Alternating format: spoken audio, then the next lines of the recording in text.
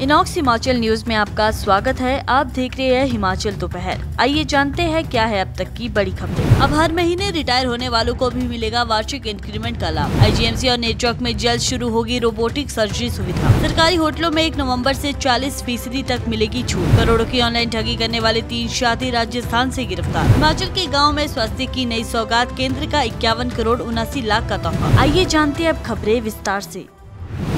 Supreme court के आदेश और केंद्र सरकार की अधिसूचना के बाद अब राज्य में सेवानिवृत्त के अगले महीने दे इंक्रीमेंट का लाभ पेंशन में शामिल किया जाएगा। अब यदि कोई कर्मचारी 30 या 31 तारीख को सेवानिवृत्त होता है और उसका वार्षिक इंक्रीमेंट अगले महीने दे है तो पेंशन की गणना उस वृद्धि को जोड़कर की जाएगी। सुप्रीम कोर्ट ने पहले ही अपने 11 अप्रैल 2023 के फैसले में स्पष्ट किया था कि 30 जून या 31 दिसंबर को सेवानिवृत्त कर्मचारियों को भी 1 जुलाई या 1 जनवरी के इंक्रीमेंट का लाभ मिलेगा यदि उन्होंने पूरी सेवा अवधि पूर्ण कर ली हो। हिमाचल प्रदेश सरकार अब सभी प्रमुख मेडिकल कॉलेजों को आधुनिक चिकित्सा तकनीक से लैस करने की दिशा में तेजी से आगे बढ़ रही है। इंदिरा गांधी मेडिकल कॉलेज शिमला और नेटवर्क मेडिकल कॉलेज में जल्द ही रोबोटिक सर्जरी की सुविधा शुरू की जाएगी। स्वास्थ्य विभाग ने इस हेतु 120 करोड़ रुपए की लागत से 4 नए रोबोट खरीदने की प्रक्रिया प्रारंभ कर दी है। साथ ही सरकार अब चंबा, हमीरपुर और नाहन मेडिकल कॉलेजों में भी ये सुविधा शुरू करने की तैयारी कर रही है।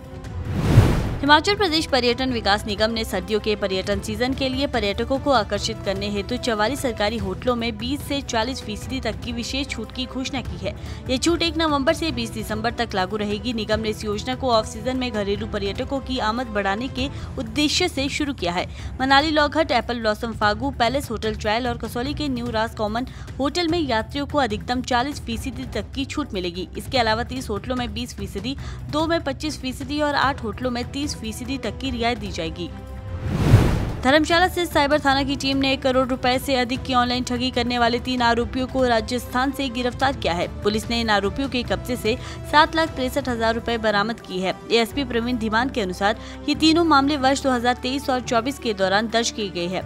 पुलिस की जांच में सामने आया है कि आरोपी अलग अलग नेटवर्क के माध्यम से लोगों को झूठे निवेश, सरकारी एजेंसी का डर या ऑनलाइन टास्क पूरे करने के झांसे में फंसाकर ठगते हैं। इनसे पूछताछ जारी है ताकि अन्य साथियों की पहचान भी की जा सके।